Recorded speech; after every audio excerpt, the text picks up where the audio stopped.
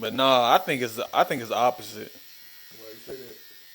Cause you got more to live for once you you know what I'm saying, get in a good relationship and then have kids. You start wanting more. So you push a little harder for the things that you know what I'm saying, that you said you're gonna do. Yeah, I agree. My wife thought it was the opposite. She said she felt like there was a distraction. I was telling her, nah, honestly, before I got married or had kids, like, I was just doing the everyday Yeah, thing. it's just whatever. Other work, going home. Ain't had no purpose. Yeah, you don't got no purpose when you don't got nothing. You know what I mean? It's just that's how I feel anyway. That's me. Like before kids, I ain't had no purpose. I just do whatever. I ain't try to save money to set aside to, you know what I'm saying, to get ahead in life. I was just out there wilding, spinning. Had kids, had kids getting a relationship. Now it's time, you know, you gotta settle down. You gotta start investing. Yeah, you gotta start investing, thinking of ways, you know what I'm saying, to provide a better life for the kids. That's me. Yeah, so my answer is yes and no. I really feel like your goals and dreams begin to shift when you get married and have kids because they have to include your wife and children if you have children. So say for instance, you know, when I was single, you know, coming into the Army, 18 years old, I had my own goals and dreams that I wanted to do, things I wanted to do like real estate, stock market, travel, stuff like that. But when I got married, a lot of that changed because you got to think, like you got to have a more stable mindset, but you also have to worry about more than just yourself. Yeah, I see. You know what I'm saying? So like you can't just have kids, for example, and selfishly grind. So you gotta incorporate them into it, and you can lose focus. But at the same time, I like to think of it as you just shifting your focus, if you will. It's not with the same tenacity or intensity that you would have. You know what I'm saying? It's not with the same intensity, but you know you definitely gotta alter your mentality a little bit. I definitely agree, man. I describe it as future planning. You know what I'm saying? Like you gotta start planning for their futures, not just your Exactly. own. Exactly. Like you said, I like the way you put it when you say selfishly grinding. Yeah. Yep. Because like I said before you get wife or kids, you know what I'm saying? It is just about you. Right. And so with that being said, you make moves, you know, accordingly. Exactly. And I feel like your mindset kind of evolved as well. You know what I'm saying? Because, you know, when you were single, you know, you kind of had a lifestyle that you had, you know, mapped out for yourself in your mind, like things you wanted to do. But as you get a wife and children, I feel like your lifestyle, your vision, it changes like how you want to live. Like I'm trying to think of the word to use for it. Like, I don't know. I just feel like your mindset evolves because the same things that fulfilled you when you were single don't fulfill you when you're married and have kids. Exactly. So you find fulfillment in different things, if that makes sense. No, I completely agree. You know what I'm saying? Like instead of you saying, well, you know, I want to travel here and I want to, you know, go to this club and do this and do that. But when you got kids and a wife, you're like, man, I want no clubs. Yeah, you ain't think about no clubs. You think about, you know what I'm saying, family things that you know, things you could do with your kids, things you could do with your wife. You know what I'm saying? No, I'm definitely with it, man. And honestly, man, being that you're a believer too, I know you probably came across a scripture where it says, a good man leaves an inheritance for his children's children. Exactly. So I'm like, that's one children's children. That's generations. Generational, you know what I'm saying? So yeah, you definitely can't have that selfish grind mindset anymore because now you got to think about what type of legacy you're gonna leave and what are you actually building for them? You know what I'm saying? Right, exactly. Like even with the products, my goal was to create something that one didn't have to have me for it to still function, and two, something that could surpass me, outlive me, and still, you know, bring wealth to them. Yeah, so a passive income kind of thing. Yeah, long after I'm gone. Right. And I want them to be able to do, you know, whatever they want to do in life, and I feel like they got to go into the hair care industry, you know, anything like that, or cosmetics, because You know what I'm saying? That check's gonna still come to them regardless, whether I'm Exactly. dead or alive. Yep. Nah, for real, like, and I love that you brought up legacy because I feel like, you know, at least with me, when I had my first child, when my son was born, that's immediately what I started thinking about was legacy. You know what I'm saying? Like, okay, Well, I that need, make you man up. yeah, it make you man up. You like, dang, so now I'm not just living for myself. And you also find fulfillment in seeing and seeing the vision for your children and how you want them to achieve things and grow as well. So, you know, your focus evolves. It evolves to being a good example to set for your children so they can see, well, my daddy worked hard or my mama works hard. You know what I'm saying? My daddy did this. They had this business. They had that business. So they seeing that growing up and they like, well, I got to stand on their shoulders. And they automatically get the work ethic. They get the mindset because children, with a lot of things about children, they don't necessarily learn it by you teaching them. They learn it by seeing you do it. Yeah, exactly. What's the motto? Yeah, I was modeled. So, you know, that's another thing too, because now I had a mindset of, well, I want to, like you said, I want to have something for my kids. Like, for instance, with farming, like, okay, now I have, you know, 6 acres of land. So when I die, they got 6 acres of land and the house at least. You know what I'm saying? Exactly. That's beautiful, man. Exactly. You know what I'm saying? So I'm like, and then on top of that, they got experience with the animals, stuff like that. So yeah, I definitely agree with you saying when you say generational wealth and you start thinking about legacy. So I just think your focus and your dreams evolve after you get in a relationship and have kids. I wouldn't necessarily say you lose focus, but some people do. Some people do. I just feel that I evolved in focus. I hate too, man, is when people hide behind excuses too. And they say that, you know, they gave up their dreams because they had kids. You know what I'm saying? Or they focus only on their kids. Like, I feel like that's an excuse personally. It is. Because, you know what I'm saying? When I had kids, it didn't become my excuse to stop grinding. It became my excuse to grind harder because now, like I said, it's not about me anymore. Right. You know what I'm saying? So. No, that's real talk, bro. And oh, go ahead. I'm sorry. No, you good. You good. No, I was just finna chime in. I was finna say a quote from Inky Johnson. I don't know if you ever listen to Inky Johnson. He's like a motivational speaker. But he said in one of his, his motivational talks, he was like, a lot of people, when you give them an out, they'll take it. You know what I'm saying? Like, if you give them a way out of something that's hard, they'll take it with no hesitation. And I feel like kids, I feel like kids is a way out for people to, for real, because you got to think about it. Like, you know, they could be grinding for something and then they have children and they'll probably try to continue doing it, but they see it's harder with a child. So instead of using that child to motivate them and fuel them to go harder, they'll rather just use that as an escape, as a cop-out. First part, man, like I said, I saw this quote on social media where it say, being broke is hard. Yeah. And grinding to get wealth is hard. So exactly. It's hard you want to, deal with. Because you're going to live a hard life regardless. So, I mean, the way I see it, like, say, if I'm have them struggles and stuff, I'd rather it be with struggling with building something instead of struggling with living paycheck to paycheck. Exactly. And trying to provide, you know what I'm saying? Yep. It's like they say, you always going to fall, but is you going to fall backwards or forward? You know what I'm saying? Yeah, that's real. Yeah. So, I feel you, bro. And I see that a lot, too. A lot of people use their kids as excuses like, oh, I had children young and this and that. But it's like, it's a lot of people who had children young who's still successful. Excuses don't satisfy nobody but the person making them. Well, now, girl, I went to college with, she had a child, out of wedlock, she was young. This girl was a triple major at the time. Whew. While trying to struggle with child care and doggone baby daddy issues, like, she freaking did that jump. Yeah. Nah, but she's motivation to me. Like, honestly, all the people I've ever met, she is still to this day one of the most motivational people because a triple on major. top of that, she went on to later on build $100K a year business doing doggone what is it? Like, she helps women to meet their ideal man. Oh, so it's a training program to train them to be the ideal woman. I got you. So I got they'll you. meet the ideal man. Okay. It's called a curve to cuff. Man, like I said, to this day, she's single-handedly one of the most inspirational people I've ever met because regardless of all of that, she's still did it, and she didn't come from like wealth or nothing, Mm-hmm. but she wealthy now. And She's that's traveling all yeah. over the world wealthy. And that's a great, business plan. And but like you said, like she didn't come from wealth. She didn't come.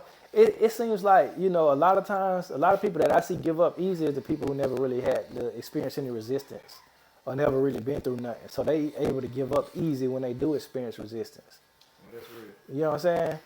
Like I've noticed that because the people who I know who are successful, they had to fight through a lot of stuff to get to where they are. Versus the people who I grew up with, who I saw was spoiled or who I felt like had good lives coming up. Those are the people who usually give up on things easy. The people who got things that they can fall back on, like they got a safety net, if you will, or they know they can go back to mama and daddy, or they know they can just do this or do that. They don't take things as serious. I tell people all the time too, man. When it comes to like starting a business, you got to treat it like that's it. You do. You know what I'm saying? Like, if you really want to see your business succeed, Mm-hmm. you got to take that leap and get to the point where you don't have anything else to depend on. Exactly. Because, like, once you get that mindset, man, you're hungry. Man, no, You're real not talk. Clients, you're not taking days off. You're not making excuses. Yeah. For why you can't get the stuff done, Yep. why you can't get the products out. Like, you're going to make it happen by any means necessary because this is your only way to eat. Exactly. Like you say, this it. I feel like, and I'm guilty of it too. I've been afraid to take that leap too with things. You know what I'm saying? But like you said, until you get that mindset, like, okay, it's either this or, it's either sink or swim. Cause bro, trust me, like I got people in my family who trying to get me to do other stuff. Like, we should do this or we should do that. And I'm like, from opposition or trying to, get in. Like just, no, just trying to distract me. Like, yeah, opposition, if you will, because it is opposition. Anything trying to take you off your path is opposition. So yeah, like because my dad, for example, he's one of these persons or one of these people. He have ideas all the time. Like he always got an idea, but when it comes to execution, the execution is not really there. Yeah, it's just okay. He might start something one time, but then you ask about it 6 months later. Oh man, see, I'm thinking about doing this now. You know what I'm saying? So he'll call me a lot, like, we should do this, we should do that. And he be having great ideas. But I've had lately, especially, I've had to find myself saying, you know what? Nah, this is what I'm doing. You know what I'm saying? When he started talking about things we could do, I started to say what I'm planning on doing in my business. You know what I'm saying? Because yeah, you gotta be focused, man. You gotta do that. Cause you could say, okay, well, I want to start a barbershop and I want to have a little barbershop in my backyard, a barber shed. And people will be like, well, why won't you do this? Or why won't you do that? And but you don't want to do that. You know what I'm saying? I heard a lot of that. What's your film? Oh, They why- asked me why they want to work in the shop. Yeah. I don't think it's easier to work in the shop. Yeah, exactly. Like, it's just not for me. Cause they see what's best for you, but they don't know what's best for you. They just seeing it from their angle. But yeah, man, like I feel like you gotta stay focused and you gotta be passionate about what you do too. Like it's hella easy to get sucked back into that employment grind. I gotta pay bills. You know what I'm saying? Like I've been self-employed officially. The first time I stepped out in faith and ran my business full time was August 1st, 2013. Quit my job and said, Lord, do it, because the bills ain't stopping. right. Yeah. And yeah, I put some faith in my works, man. I tell you, it ain't been a month that the bills have not been paid. Cause your faith did it. And that's it takes faith, bro. At the time, my wife at the time was not working. So you was just me. It was sink or swim. Exactly. Just me. My oldest son had just been born. This was my previous marriage, so I had a stepdaughter as well. Right. So there was 4 of us in the house, and then to make matters worse, during that time, a best friend fell on hard times, and they was about to be put out on the street. So we, took them on. Took them in. Yeah. My extra room. So I'm fending for freaking Your family. My family and his, and I'm just like barely making it work. Yeah, you're doing it.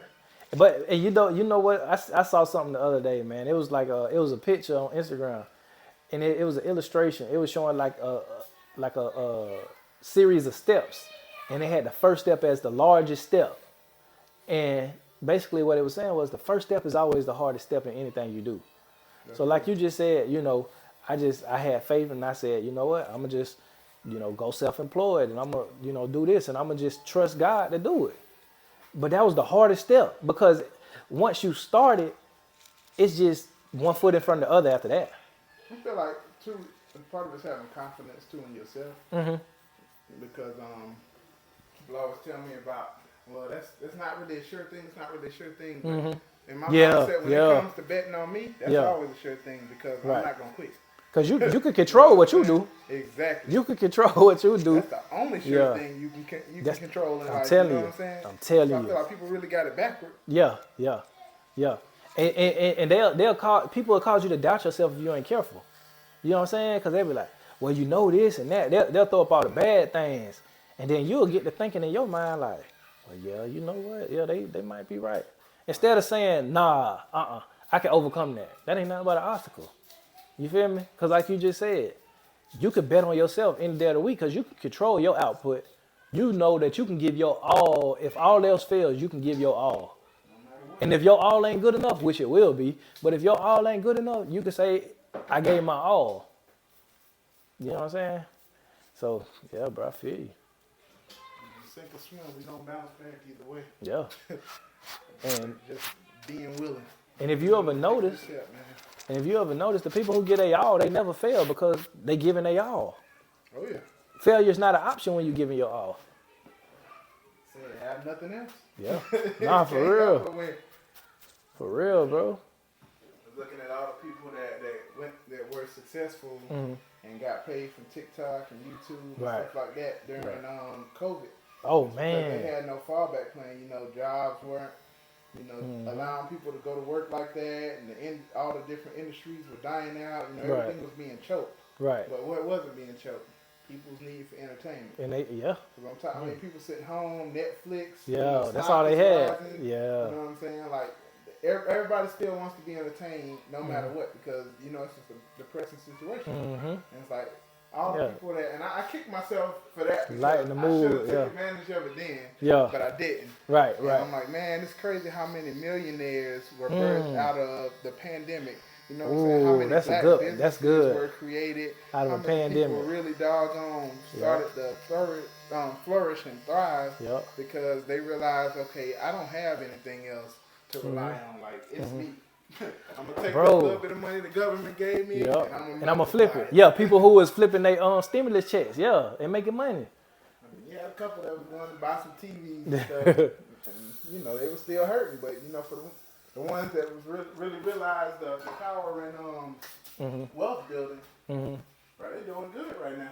And it's so crazy? People not going back to work. Yeah.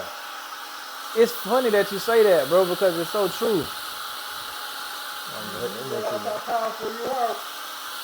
You said something before. When the first day we met, I'll never forget. You said anybody got the power to feed you has the power to starve you. Exactly. People are finally realizing, you know what I'm saying? I don't have to give away that power when I have a potential to feed myself. Right. Yeah. No, real talk.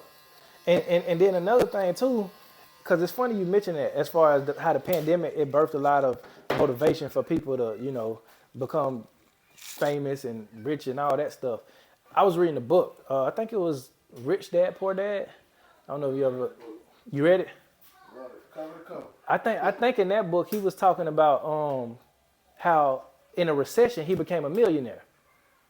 You know what I'm saying? And a lot of people don't realize that, hard times, that's only motivation for people to get up. You know what I'm saying? A lot of things, I feel like a lot of good things are birthed through hard times. Are you good? Yeah, no, I was just saying, I feel like a lot of good things are birthed through hard times, through challenges. You know what I'm saying? You ever see the girl who get pregnant at 13 and she have a baby and that baby grow up to change the world in some kind of way? You know what I'm saying? Like, I feel like the struggle or, depressing times or hard times, it can make you or break you because you know what it does? It produces grit. You know what I'm saying? I feel like those are the people who become successful are the people who have grit, who have tenacity. So they look at their circumstance and they look at what's going on in the country. Well, it's going wrong, people dying, country shutting down. Well, how can I capitalize on this opportunity? You know what I'm saying? I can make people laugh. I can make people feel better.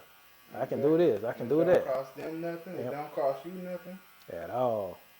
Cause I remember seeing a story with the African dude. I forget. I think his name is Kabi something. Yeah, man. Yeah. I became a fan of him through the pandemic. I was Yeah. watching all that stuff. Me too, bro. Like it was, and it was like he had just gotten fired from his job in the middle of the pandemic, and now this dude worth like $2 million just off of TikTok. And I'm like, see, you know what I'm saying? Like when you hit rock bottom, the only way is up. That's the only way. The only way is up. For those who see it that way. Yeah, for those who see it that way, yeah. I feel like people with a failure mindset, they always go. And that's the thing, mindset. Mhm, mindset. Mindset is 100% the first step. That's it. So That's you it. say that's the hardest step because That's the hardest. like people are so conditioned to think a certain way. You Yep. already conditioned to think. What you if? feel it. It's like the generations before us, you know, they told us work hard, get a stable job, take care of your family, save up for them. Yep. But that's not enough. It's not. Not in this day and age. If it was enough, we would already be second generation millionaires and billionaires. Yep. This day and age, it ain't. And like you say, it's a lot of them what ifs that creep into your mind. That's like, well, what if? Because I'm gonna just be real and transparent, bro. Like with my business, you know, it seemed like the hardest thing, the hardest part after I got my business license was, you know what I'm saying? Well, that was the hardest part after I got my business license. Because I was thinking like, dang, I don't went and got this business license. What if it flopped? What if this happened? What if that happened? Like, what if I don't get enough customers? What if I don't got enough clientele? What if that happened? But then I had to catch myself. I'm like, man, that's all what ifs. But what if you do get customers? Exactly. What if you do get clientele? What if by this time next year? Your own expectations. Yeah. What if by this time next year you made more money at your business than you did at your job? You know what I'm saying? So the possibilities can go both ways. It don't necessarily just have to be what if what go wrong, but what if it do go right? And the hardest part is just starting, bro.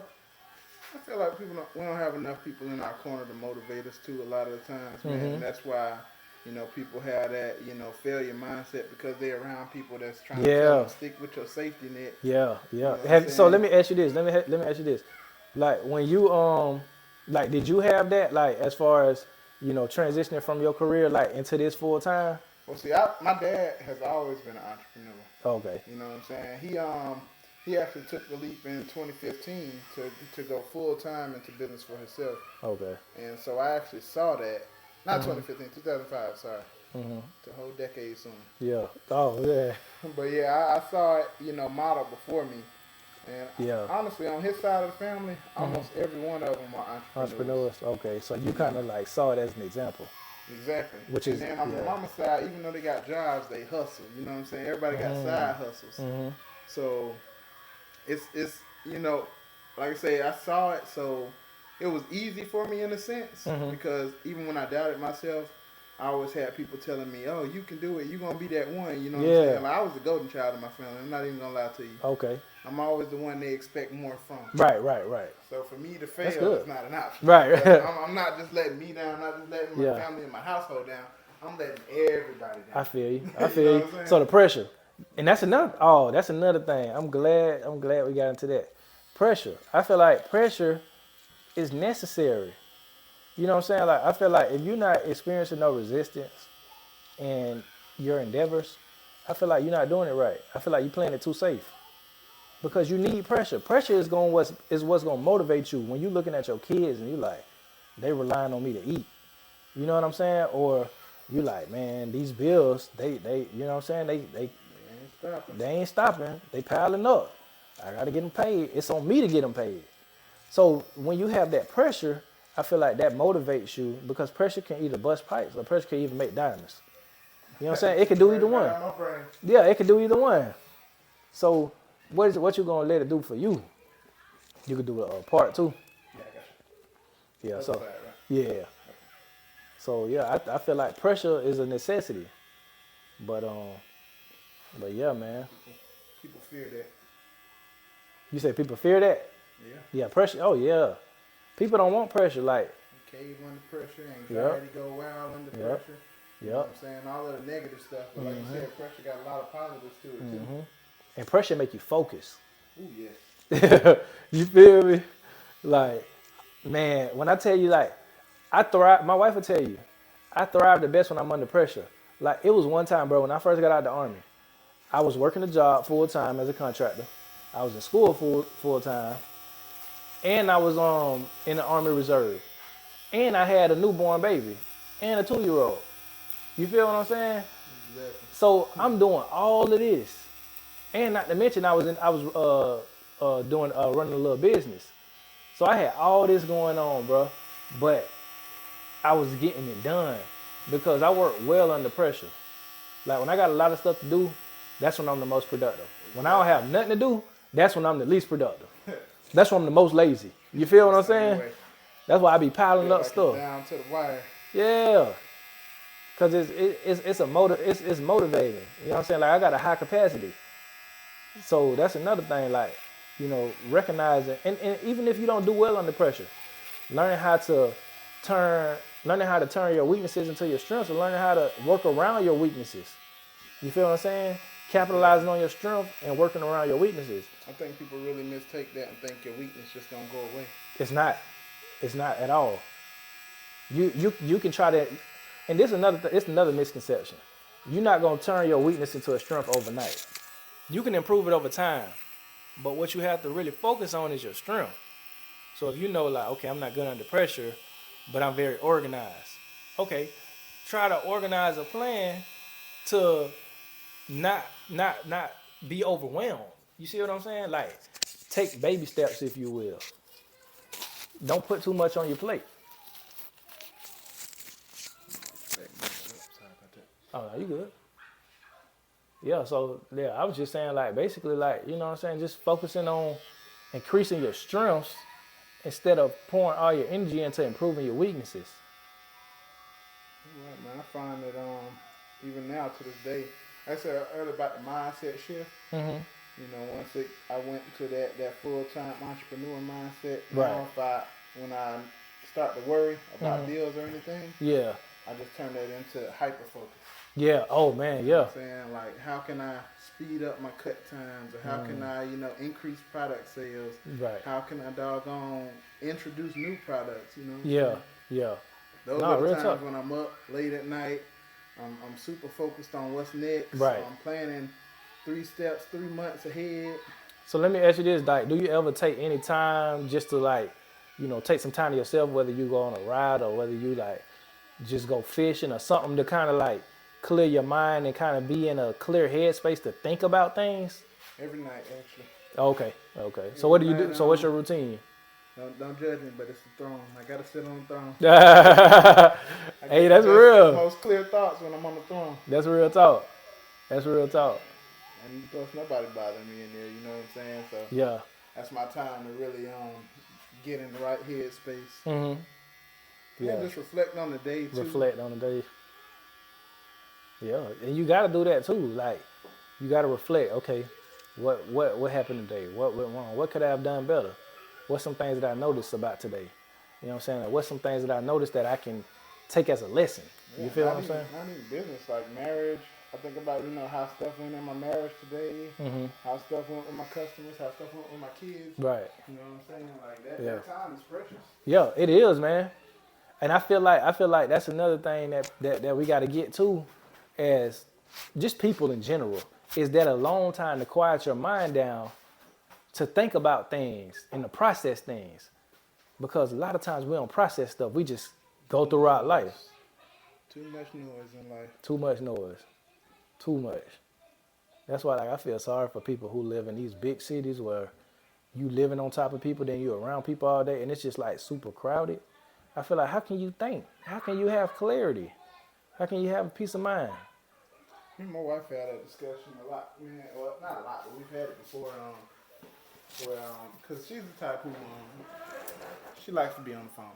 Like, right. If I was to leave right now, leave the house and go run to the store or something, 9 times out of 10 she is on the phone with a coworker, with a mama, grandma, or somebody. And I was telling her, I was like, if you never take the time to embrace the silence, like, you'll never really learn about yourself, never really be able to better yourself. Exactly. You know what I'm saying? Because Family's not going anywhere. They're gonna be there. Exactly. But, you gotta have time. You gotta have that reflection time every day. Yeah. And being that we have kids, it's so rare that we get quiet time. Exactly, and bro. not taking that time to really get to know you. You start to lose yourself.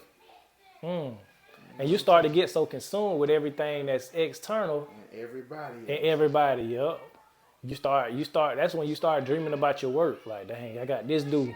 You know what I'm saying? Or I got that due. And just stuff start to consume you from the outside.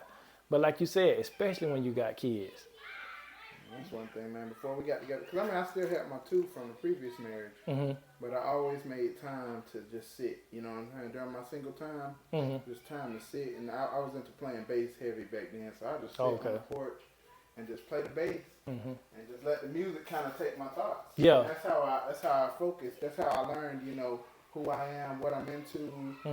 What type of spouse I'm not looking for, what type of spouse I am looking for. Yeah. You know what I'm saying? Because during that time of singleness, I didn't have, all the distractions. My phone wasn't ringing all the time. Text messages wasn't coming through all the time. Right. Nobody was expecting me to be, a full-time husband or boyfriend.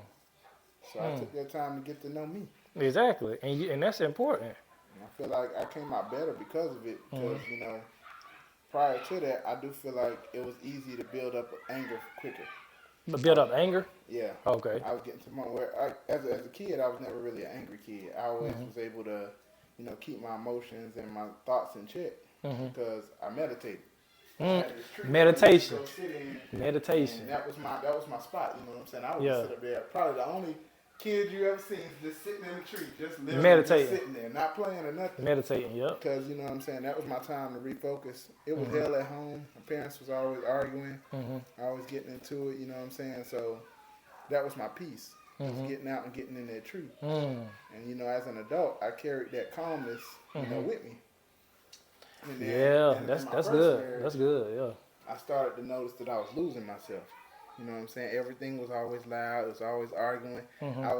My situation was starting to look a lot like the house I grew up in. Yeah, your parents. I was just about to say that. And I was like, man, this can't continue. You know what I'm saying? I hated to have to be the one to file for divorce, but I knew it needed to be done. But during that time, like I said, I had to refine myself. Yeah. And not just refine myself, find the best version of myself. And you can't do that unless you quiet everything down around you. Yeah. And just to chime in a little bit, because I was kind of like you. Like when I grew up, right? So like I got a lot of siblings, bro. I got like a total of 12, 13 siblings. Jesus Christ. You know what I'm saying? But I grew up kind of by myself.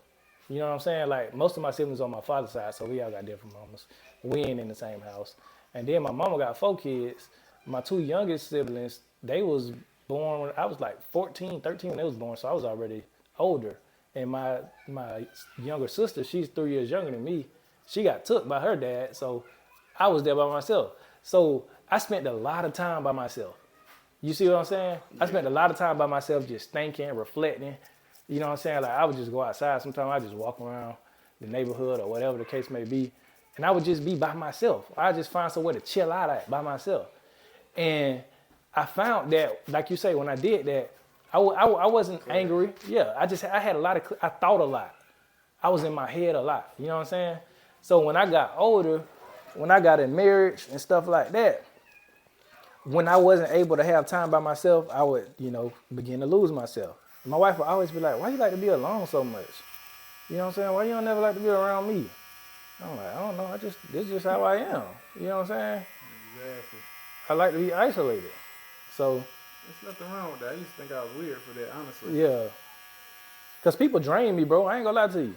People drain me. If I'm around people all the time, I get drained easily.